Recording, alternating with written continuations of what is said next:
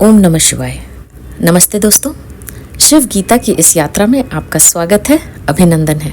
आज हम शिव गीता के 11वें अध्याय में प्रवेश करेंगे। इसके पहले वाले अध्याय यानी 10वें अध्याय में जीव स्वरूप कथन, ब्रह्म का स्वरूप, जीव का स्वरूप, सुख दुख अंतःकरण से, आत्मा साक्षी मात्र है, जीव और ईश्वर की एकता, इन सब बातों की चर्चा हुई है। 11वें अध्याय में जीव गति निरूपण यानी शरीर की मृत्यु, सूक्ष्म शरीर का स्थूल शरीर से अलग होना, सूक्ष्म शरीर का देहांतर गमन, पुनर्जन्म, कर्म फल भोग, आत्मज्ञान ही इष्ट, इन सब बातों की चर्चा हुई है। यदि आप चैनल पर पहली बार आए हैं तो आपको इसके पहले वाले अध्यायों के लिंक डिस्क्रिप्शन में मिल जाएंगे।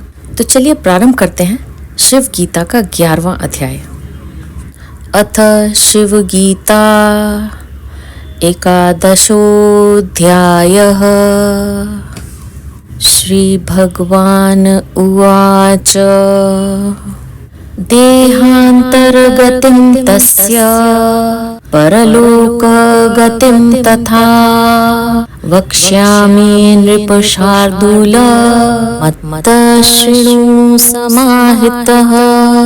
जीव की देहांतर गति और परलोक की गति के विषय में शिव भगवान बोले, हे नृपश्रेष्ठ, मैं तुमको वर्णन करता हूँ, सावधान होकर सुनो। श्री रामचंद्र जी का पहला प्रश्न था कि इस जीव का स्वरूप क्या है। इसका वर्णन भगवान शिव ने 10वें अध्याय में कर दिया है। अब श्री रामचंद्र जी का दूसरा प्रश्न था कि देहांत के बाद यह जीव कहाँ जाता है, वहाँ जाकर कहाँ स्थित रहता है तथा पुनः देह में किस प्रकार आता है या नहीं आता है। इस अध्याय में शिव भगवान इसी का वर्णन कर रहे हैं। भुक्तं पीतं यदस्त्यत्र तत्र सादाम बंधनम् स्थूलदेहस्य लिंगस्य तेन जीवन धारणम्। इस स्थूल देह से जो कुछ भोजन किया जाता है और पिया जाता है, उसी के कारण लिंग देह और स्थूल देह से संबंध उत्पन्न होता है, उसी से जीवन धारण होता है। शिव जी कह रहे हैं कि इस स्थूल देह से जो कुछ भी भोजन किया जाता है अथवा जल आदि पिया जाता है, उसी के कारण यह स्थूल देह तथा लिंग देह यानी सूक्ष्म शरीर धारण किया जाता है, उसी से जीवित रहते हैं, जिससे इन दोनों का भोजन से संबंध बनता है, क्योंकि इनके बिना ये जीवित नहीं रह सकते। व्याधिना जरया वापि पीडयते जाठरो नलः श्लेष्मणा तेन भुक्तानं पीतं वा न पचत्यलम्। जिस समय व्याधि या जर अवस्था से कफ प्रबल होता है, तब जठराग्नि के मंद होने से भोजन किया हुआ अन्न अच्छी तरह नहीं पचता है। किए हुए भोजन को पचाने का कार्य शरीर की जठराग्नि करती है, जो उस भोजन के रस भाग को ग्रहण कर लेती है तथा उसके मल भाग को अपान वायु बाहर फेंक देती है। किंतु वृद्ध अवस्था अथवा किसी व्याधि के कारण यह जठराग्नि उस भोजन को पचा नहीं सकती, जिससे उसके रस भाग का निर्माण नहीं होता, वह अपचा भोजन बाहर निकल जाता है। भुक्त पीत रसा भावा दाशुषुषन्ति धावतः भुक्त पीत रसेनैव देहं लिम्पन्ति नित्यशः। भोजन किए हुए रस के न प्राप्त होने से शीघ्र ही धातु सूख जाते हैं और भोजन किए हुए तथा पान किए हुए रस से ही वह शरीर पुष्ट होता है। भोजन से जो रस बनता है, उसी रस से शरीर की सभी धातुएं पुष्ट होती हैं, जिससे शरीर पुष्ट व निरोग और बलवान बना रहता है।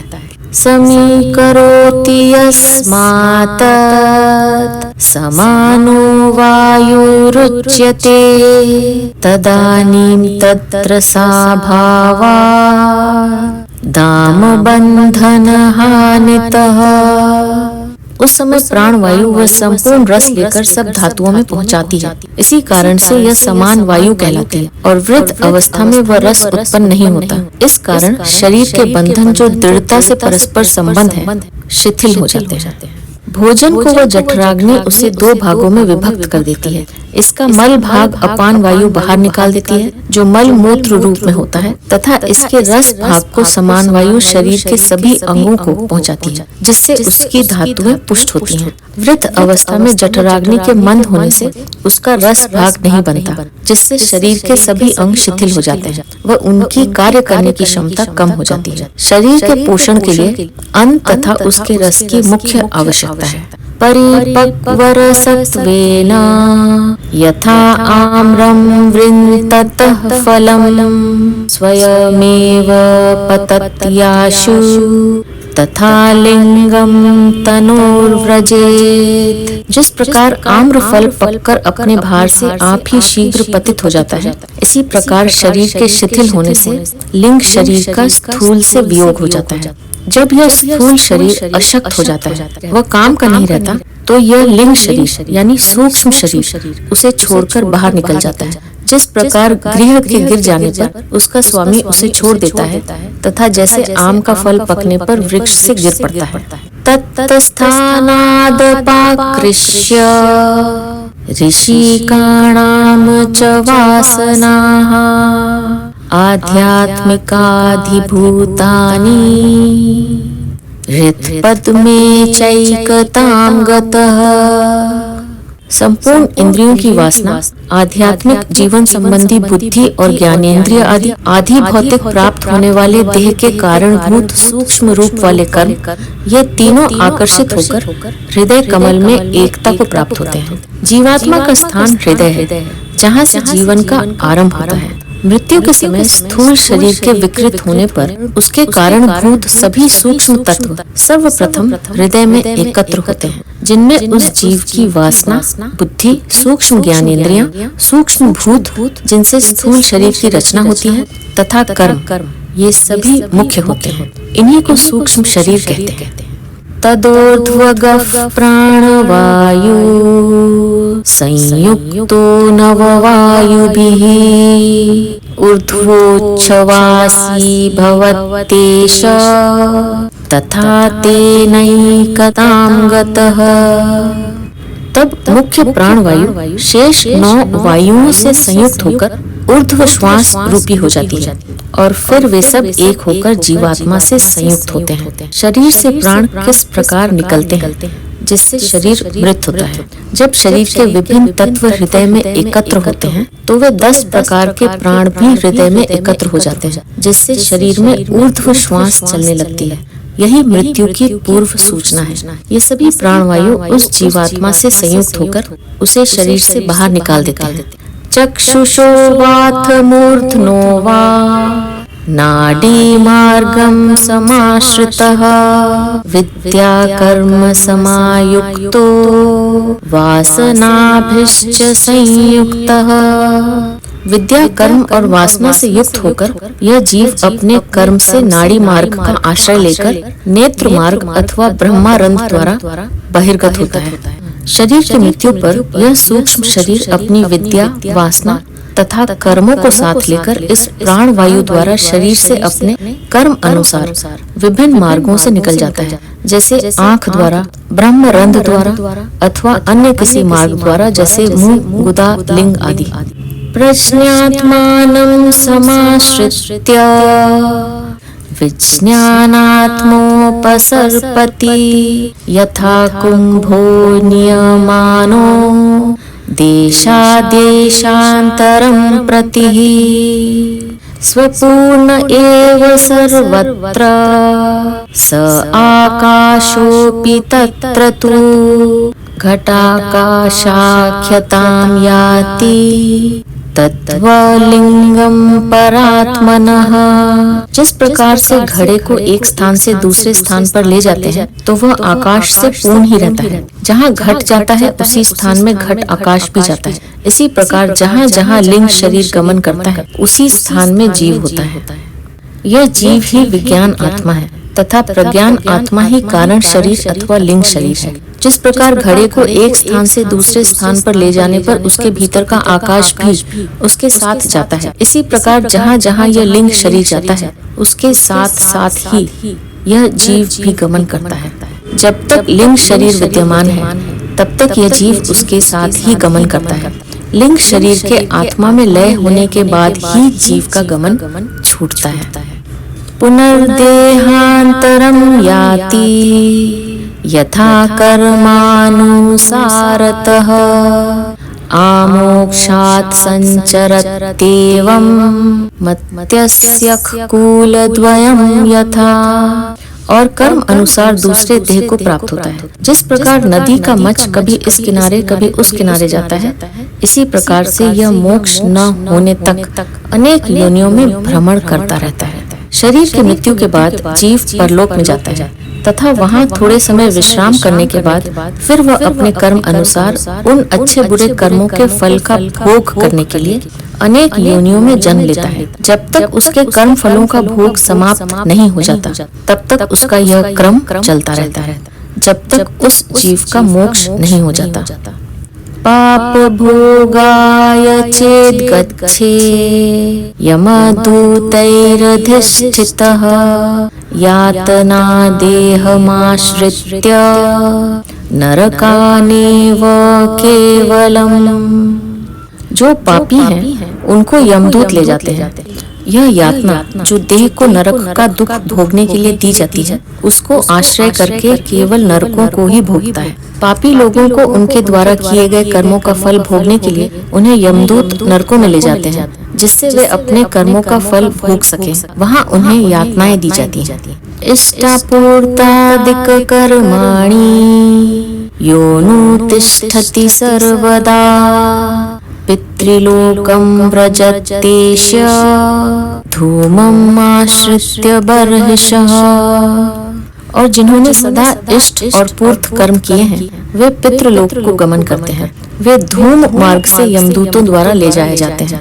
जो व्यक्ति नित्य यज्ञ आदि इष्ट तथा पूर्त कर्म करते हैं उनको वे यमदूत पितृलोक में ले जाते हैं। यह इनके शुभ कर्मों का फल है। सकाम कर्म ही पूर्त कर्म है, जिनका फल इसी लोक अथवा स्वर्ग में मिलता है।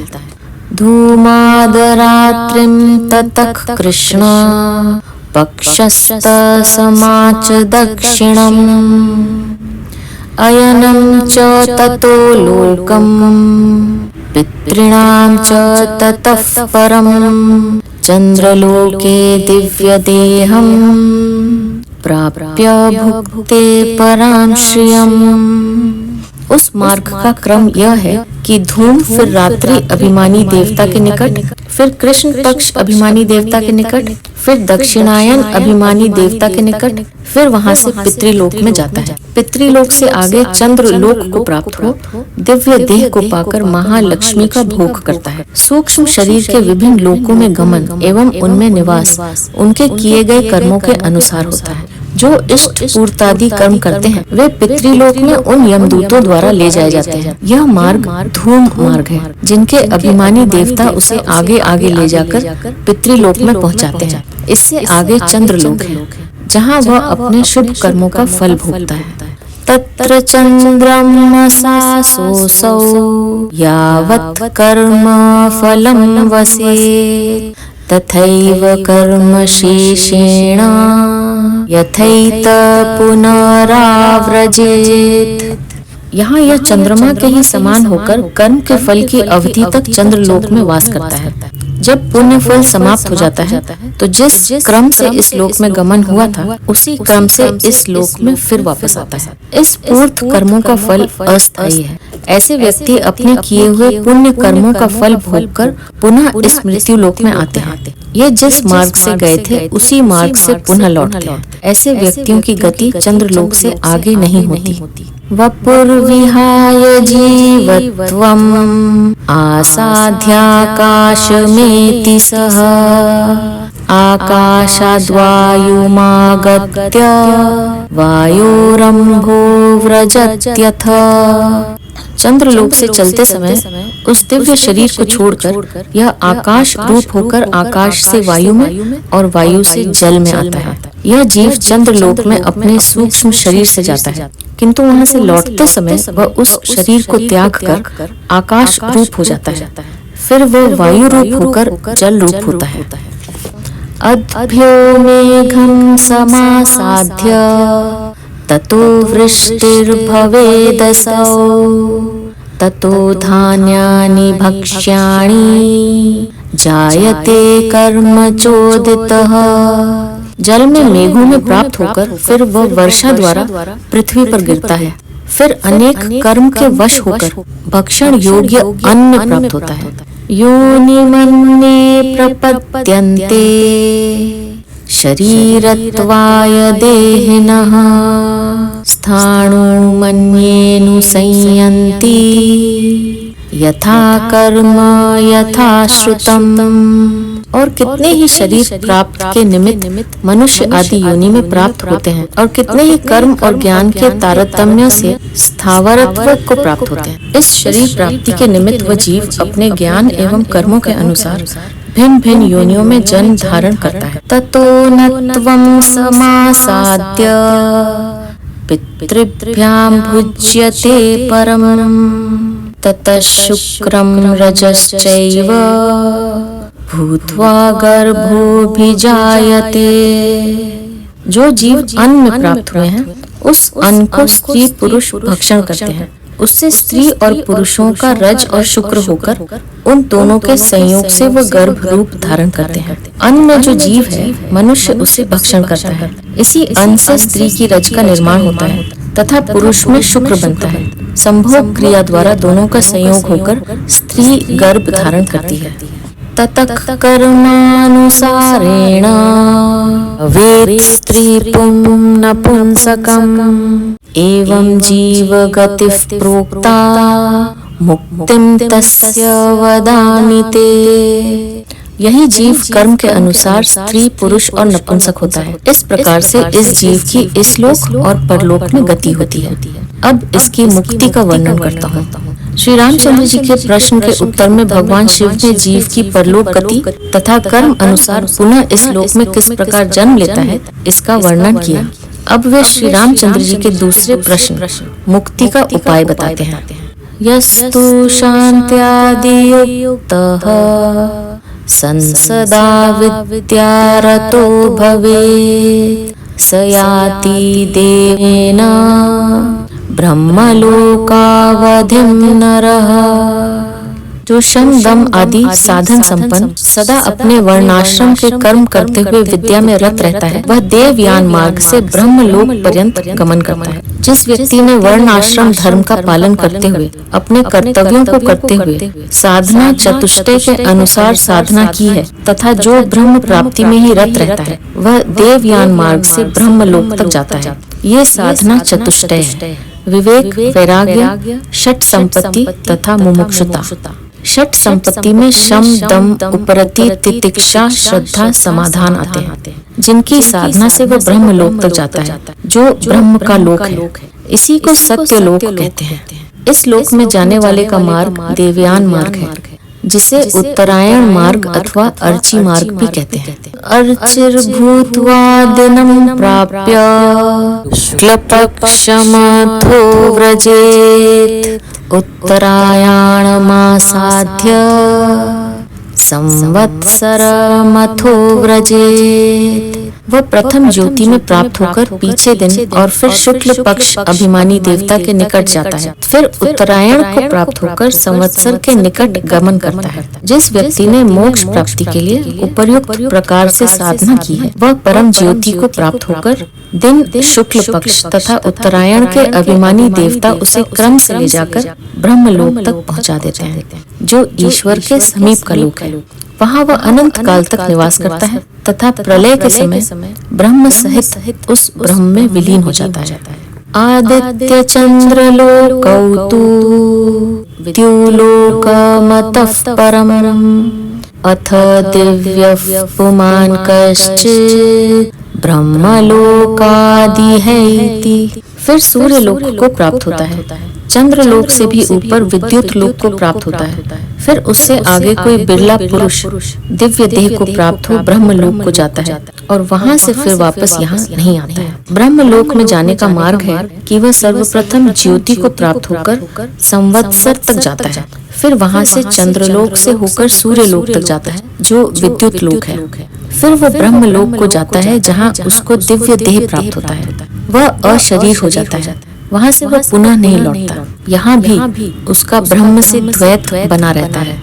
दिव्ये वपुषि संधाय जीवमेवं नयत्यसौ ब्रह्मलोके दिव्य देहे भुक्त्वा भोगान्यथेप्सितान् तत्रोषित्वा चिरं कालम् ब्रह्माणा सह मुच्यते शुद्ध ब्रह्म रतो यस्तु न स यातेव कुत्रचित्। ब्रह्मलोक में प्राप्त होकर दिव्य देह के आश्रित हो यह जीव रहता है। उस दिव्य देह से ब्रह्मलोक में अनेक प्रकार के मन इच्छित भोगों को भोगता हुआ बहुत काल तक उस स्थान में वास कर ब्रह्म के साथ मुक्त हो जाता है। उसकी फिर आवृत्ति नहीं होती। ब्रह्म भी अपनी आयु की समाप्ति पर पुनः ब्रह्म में लीन हो जाता है तथा फिर नया ब्रह्म पैदा होकर नई सृष्टि की रचना करता है। उस ब्रह्म के साथ वह जीव भी ब्रह्म में लीन हो जाता है। फिर वह लौटकर जन्म नहीं लेता। यही उस जीव की परम गति है। जहाँ से आया है वहीं पुनः पहुँच गया। यात्रा समाप्त हो गई। जब तक वह इस ब्रह्म लोक में रहता है इसी प्रकार के दिव्य भोगों को भोगता है। तस्य प्राणा विलीयन्ते जले सैन्धवखिल्यवत् स्वप्न दृष्टा यथा सृष्टि प्रबुद्धस्य विलीयते ब्रह्मज्ञानवतस्तद्वत् विलीयन्ते तदैव ते विद्या कर्म विहीनो तृतीयं स्थानमेति सः। जिस प्रकार से स्वप्न में देखी हुई सृष्टि जागृत होते ही लय हो जाती है, इसी प्रकार ब्रह्म ज्ञान प्राप्त होने से यह सब सृष्टि लय हो जाती है। और जिन्होंने केवल पाप ही किए हैं और उपासना तथा पुण्य कर्म से रहित रहे हैं, उनकी तीसरी गति नरक गमन होती है। जिनको ब्रह्म ज्ञान नहीं हुआ है किंतु यज्ञ आदि पुण्य कर्म किए हैं, उनकी धूम मार्ग से जाकर चंद्रलोक तक गति होती है, जो पितृलोक है। वहाँ से पुनः लौटकर मृत्यु लोक में आते हैं। यह उनकी प्रथम गति है। जो ब्रह्मज्ञानी है वे उत्तरायण मार्ग से ब्रह्मलोक जाते हैं, जो उनकी दूसरी गति है, तथा पापी लोग नरक में जाते हैं। यह उनकी तीसरी गति है। ये सब जीव अपने अपने कर्म अनुसार विभिन्न लोकों में गमन करते हैं। जिसको ब्रह्म ज्ञान हो गया है उसके लिए यह सृष्टि उसी प्रकार लय हो जाती है जैसे स्वप्न टूटने पर स्वप्न की सृष्टि लय हो जाती है। भुक्त्वा च नरकान् घोरान् महारौरवरौरवान् पश्चात् प्राक्तन शेषे शूद्र जंतुर्भवेदसौ। वे अनेक प्रकार के रौरव महारौरव घोर नरकों को भोगकर पीछे शेष कर्मों के अनुसार शूद्र जंतुओं के शरीर को प्राप्त होते हैं।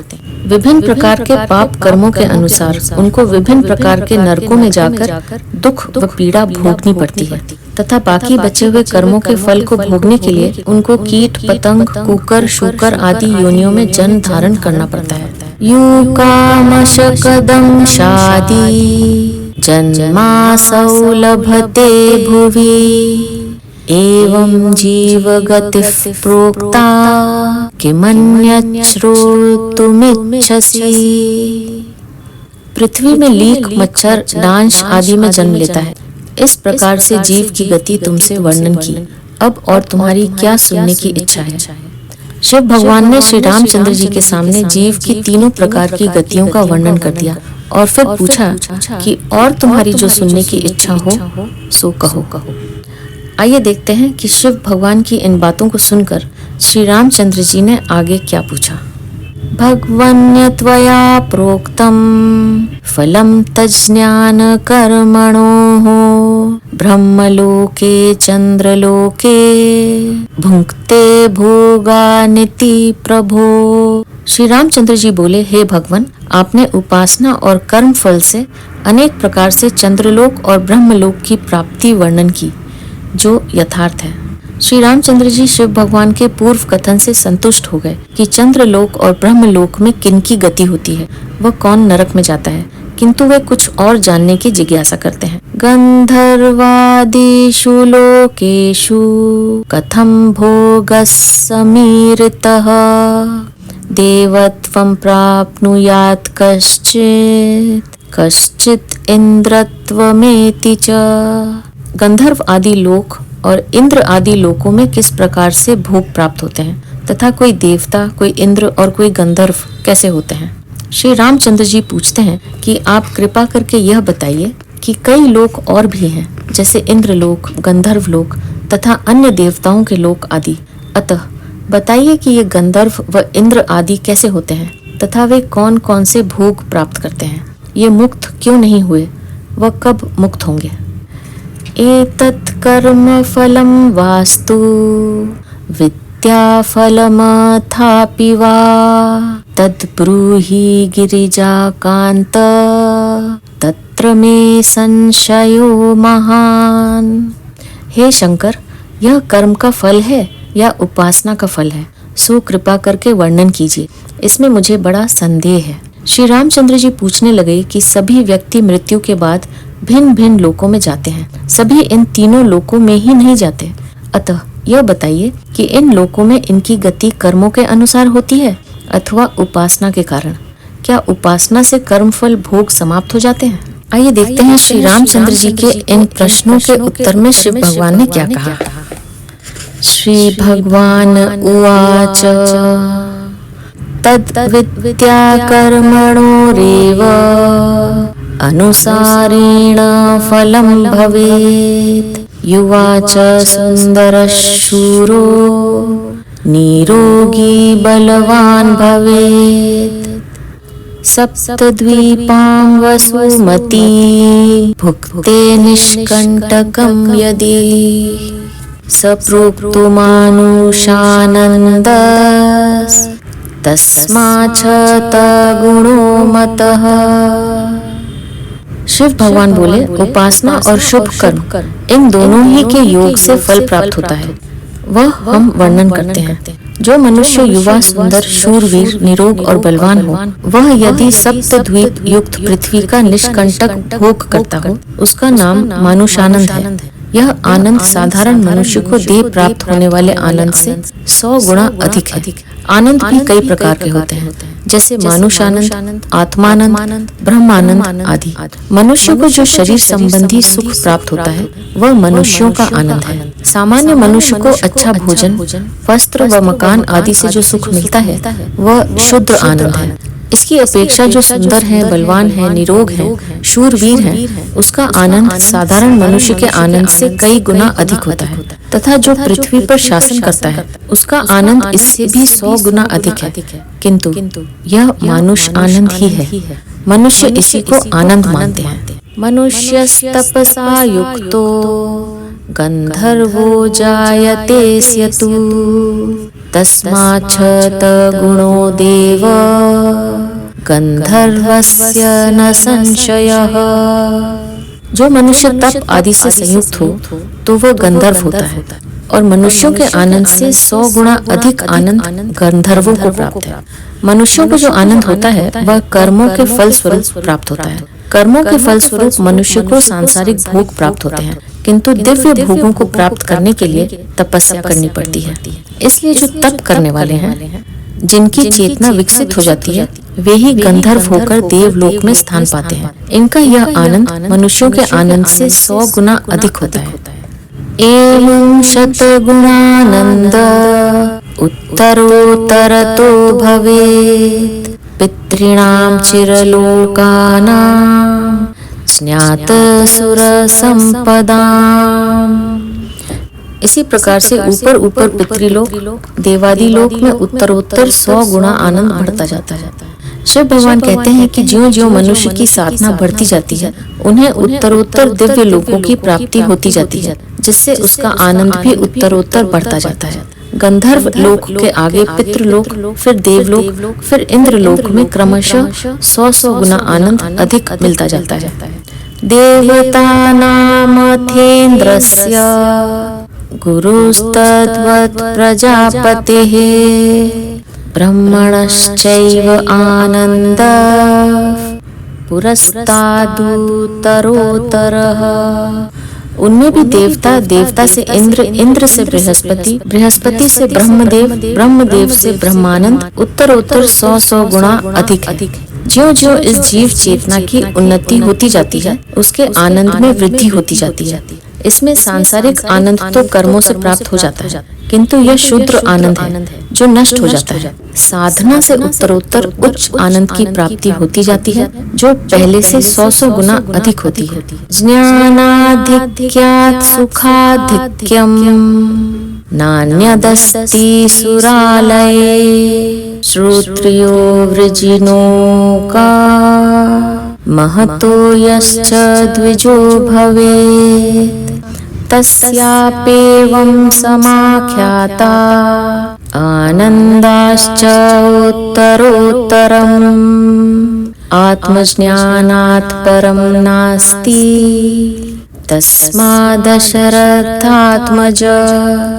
ज्ञान से अधिक आनंद तो देवलोक में भी नहीं है, कारण कि ज्ञानी को किसी वस्तु की अपेक्षा नहीं है, कहीं से कोई भय नहीं है। जो ब्राह्मण, क्षत्रिय आदि वेदांग के पारगामी, निष्पाप और निष्काम हैं और भगवान की उपासना करने वाले हैं, वह अनुक्रम से उत्तर आनंद को प्राप्त होते हैं। परंतु हे दशरथ कुमार, यह जो कुछ आनंद है, यह सब मिलकर भी आत्मज्ञान के बराबर नहीं है। इससे आत्मज्ञान का अनुष्ठान करना उचित है। सकाम कर्मों से भोगों की प्राप्ति तो हो सकती है, किंतु ईश्वर प्राप्ति के लिए ये बाधक है। उसके लिए सभी कर्मों को ईश्वरीय कर्म मानकर निष्काम भाव से करते रहना ही ईश्वर प्राप्ति का साधन है। ईश्वर प्राप्ति अथवा आत्मज्ञान से जो आनंद मिलता है, उसके आगे वे देवताओं के आनंद भी तुच्छ है। जिसकी जितनी अधिक कामना व वासना है, वही सबसे बड़ा भिखारी है। वह सदा कामना ही करता रहता है, किंतु उसकी सभी कामनाएं कभी भी पूर्ण नहीं हो सकती, जिससे वह दुखी ही रहता है। जिसे आत्म आनंद का अनुभव हो गया, जिसको परम आनंद की प्राप्ति हो गई, वह कभी भी इन शुद्र पदार्थों की कामना नहीं करता, न उसे किसी की अपेक्षा रहती है। ऐसा व्यक्ति ही भय रहित हो जाता है। जो कोई भी व्यक्ति वेद और वेदांग के पार उस आत्मा की ही उपासना करते हैं तथा निष्पाप और निष्काम होकर केवल अपने कर्तव्यों का पालन मात्र करते हैं, वह भगवान की ही उपासना करते हैं, उनको उत्तरोत्तर आनंद की प्राप्ति होती रहती है तथा अंत में उन्हें आत्मज्ञान का फल मिलता है, जो परम आनंद की अवस्था है। इससे बढ़कर अन्य कोई भी आनंद संसार में नहीं है। इसलिए शिव भगवान कहते हैं कि बुद्ध पुरुष को आत्मज्ञान का ही अनुष्ठान करना चाहिए, यही परम आनंद देने वाला है। ब्राह्मण कर्मभिर्नैव वर्धते नैव हीयते न लिप्यते पापकेन कर्मणा ज्ञानवान यदि। जो ब्राह्मण ब्रह्मज्ञानी है, ब्रह्मवेता है, उसके कर्म से कुछ वृद्धि और न करने से कुछ हानि भी नहीं। उस ज्ञानवान को पाप कर्म लिप्त नहीं होते। जो ब्रह्मज्ञानी है, उसके लिए कोई भी कर्म बंधन नहीं बनते। वह सभी कर्म बंधनों से मुक्त हो जाता है। सभी कर्म चित्त की वासना के कारण मन से होते हैं, किंतु आत्मज्ञान में जब चित्त और मन का ही नाश हो जाता है, तो फिर कोई भी कर्म शेष नहीं रहते। फिर वह कर्म करे अथवा न करे, कोई अंतर नहीं पड़ता। वह लोक कल्याण के लिए कर्म करे अथवा संपूर्ण कर्मों का त्याग कर दे तो भी कर सकता है, किंतु शरीर में रहते हुए उसे जो स्वाभाविक कर्म है, वे तो करते ही रहने हैं। इसमें उसकी कोई कामना, वासना व फलेच्छा नहीं रहती। वह न उपासना करता है, न यज्ञ आदि कर्म ही करता है, न ध्यान व समाधि ही लगाता है। इनसे वह पार हो गया है। साध्य के मिल जाने पर साधनों का त्याग कर देना चाहिए, अन्यथा वे साधन में बंधन बन जाते हैं। शास्त्रों में जो विधि निषेध के नियम बताए गए हैं, वे अज्ञानियों के लिए हैं। ज्ञान प्राप्ति के पूर्व ये आवश्यक है, बाद में इनकी कोई आवश्यकता नहीं है। जिस प्रकार नदी पार होने पर नौका का त्याग कर देना ही उचित है, ऐसे ही ब्रह्म ज्ञानी को कर्मों का त्याग कर देना ही उचित है, और करे तो भी कोई हानि नहीं है। यह कर्म का विधान अज्ञानी के लिए है। तस्मात् सर्वाधिको विप्रो ज्ञानवानेव जायते ज्ञात्वा यः कुरुते कर्म तस्याक्ष्य फलं भवेत्। इस कारण विप्रों में ज्ञानवान ही श्रेष्ठ है। जो विप्र इस प्रकार जानकर ज्ञानवान की सेवा करता है, उसके पुण्य का फल अक्षय होता है। मनुष्य की 4 श्रेणियां हैं।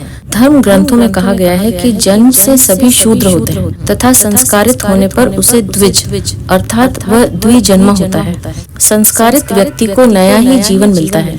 संस्कारित व्यक्ति को ही वेद अभ्यास कराया जाता है। जब तक उसके मन व बुद्धि को संस्कारित नहीं कर दिया जाता तब तक उसे वेदों जैसा उच्च ज्ञान देने का निषेध किया गया है, क्योंकि उसमें उच्च ज्ञान को समझने की योग्यता ही नहीं होती।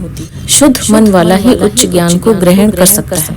अतः जिसने वेद अध्ययन कर लिया है उसे विप्र कहते हैं, किंतु मात्र वेद अध्ययन कर लेने तथा उसका उच्चारण कर लेने मात्र से कोई ज्ञानी नहीं हो जाता।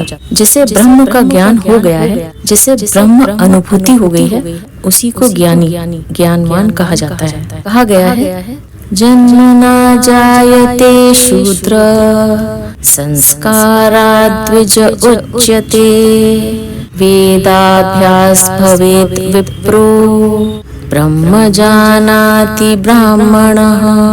ऐसे ज्ञानी की जो विप्र सेवा करता है उसका पुण्य अक्षय हो जाता है। इन चारों प्रकार के व्यक्तियों में ज्ञानी ही सबसे श्रेष्ठ है तथा श्रेष्ठ की सेवा करने का श्रेष्ठ फल ही मिलता है। यत् फलम लभते मर्त्य कोटि ब्राह्मण भोजनैः तत्फलं समवाप्नोति ज्ञानिनं यस्तु भोजयेत्। जिस फल को मनुष्य करोड़ों ब्राह्मणों को भोजन कराने से प्राप्त करता है, वह फल एक ज्ञानी को भोजन कराने से प्राप्त हो जाता है। समाज में ब्राह्मण भोजन को श्रेष्ठ माना गया है। जिससे वे ब्राह्मणों को भोजन कराते हैं वह उस पुण्य का लाभ लेते हैं। किंतु ये ब्राह्मण जाति से ब्राह्मण भले हों, किंतु इनमें कोई भी आत्मज्ञानी नहीं होता। अतः ऐसे करोड़ों ब्राह्मणों को भोजन कराने की अपेक्षा किसी एक ब्रह्मज्ञानी ब्राह्मण को भोजन कराने से उसे वही फल प्राप्त होता है। भोजन कराना व अन्न का दान करना सबसे श्रेष्ठ दान माना गया है। जिससे ज्ञानी को कराया गया भोजन व दिया गया दान सबसे श्रेष्ठ है। ज्ञानिभ्यो दीयते यच्च तत्कोटि गुणितं भवेत् ज्ञानवन्तं द्विजं यस्तु दुष्यते च नराधमः स शुष्यमाणो म्रियते यस्मादीश्वर एव स। जो वस्तु ज्ञानी को दी जाती है वह करोड़ गुणा मिलती है, और जो मनुष्यों में अधम ज्ञान की निंदा करता है वह क्षय रोग को प्राप्त होकर मृतक हो जाता है। कारण कि ज्ञानी साक्षात ईश्वर है। इस सृष्टि में सर्वत्र ज्ञान की ही महिमा है। कर्मों का आधार ही ज्ञान है। ज्ञान के बिना कोई कर्म नहीं हो सकता। कर्म की श्रेष्ठता ज्ञान से ही आती है। ज्ञान के अभाव में मनुष्य जंगली अवस्था से ऊपर उठ ही नहीं पाता। यह ज्ञान भी दो प्रकार का है। एक है सांसारिक ज्ञान, जिसके लिए विद्यालय, महाविद्यालय, विश्वविद्यालयों की स्थापना की गई है। इस ज्ञान को देने वाले शिक्षक होते हैं। ये अपने ज्ञान द्वारा समाज को उन्नत बनाने में अपना योगदान देते हैं। इनके बिना समाज की गतिविधियां ही बंद हो जाएं। इसलिए यह समाज में सर्वाधिक पूज्य व सम्मानित वर्ग है, जिसे संतुष्ट रखने से ही समाज उन्नति कर सकता है। इस वर्ग के असंतुष्ट रहने से समाज का पूरा ढांचा ही बिगड़ जाता है। इन ज्ञानियों में दूसरा वर्ग उन आत्मज्ञानियों का है जो समाज को चरित्रवान बनाकर उनको सदाचरण के मार्ग पर चलाकर ब्रह्म अनुभूति व आत्मज्ञान कराता है, जिससे वह इन संसार बंधनों से मुक्त होकर परम आनंद का अनुभव करता है। ऐसे ज्ञानी को गुरु कहा जाता है। ईश्वर स्वयं ज्ञान स्वरूप है। उसका ज्ञान मनुष्य में आत्म शक्ति से ही आता है, जिसे देने का कार्य कोई सद्गुरु ही करता है, जिसने स्वयं ने ब्रह्म अनुभूति की है। अतः ऐसा गुरु ईश्वर का ही स्वरूप होता है। ऐसे गुरु को जो कुछ भेंट स्वरूप दिया जाता है वह अक्षय होकर करोड़ गुना मिलता है। ऐसा दान कभी व्यर्थ नहीं जाता। जो अधम व निकृष्ट प्राणी हैं, वे उसके गुरुत्व को नहीं समझकर उसकी निंदा करते रहते हैं। ऐसे व्यक्ति क्षय रोग से पीड़ित होकर महादुख भोगते हुए ही मरते हैं। उनका जीवन बर्बाद ही होता है। अतः गुरु की निंदा कभी नहीं करनी चाहिए। उपासको न यात येव यस्मात् पुनरधो गतिम् उपासनारतो भूत्वा तस्मादास्व सुखी नृप। हे रामचंद्र, जो निर्गुण को कठिन समझते हैं वह पहले सगुण उपासना करें। किसी भी सगुण उपासना करने वाले की अधोगति नहीं होती। इस कारण सगुण रूप की ही उपासना करके सुखी हो। शिव भगवान कहते हैं कि निर्गुण उपासना ही श्रेष्ठ है, जिससे ज्ञान होकर मुक्ति होती है। किंतु कठिन होने से यदि कोई इसे न कर सके तो सगुण उपासना ही करे। इससे मुक्ति तो नहीं होगी, किंतु उसकी अधोगति भी नहीं होती। अथ शिव गीता एकादशोऽध्यायः समाप्तः। तो यह था शिव गीता का 11वां अध्याय। अब मैं आपसे आज्ञा लूंगी। आप अपना ध्यान रखिए, हमेशा खुश रहिए, मुस्कुराते रहिए। आपका बहुत बहुत धन्यवाद। ओम नमः शिवाय।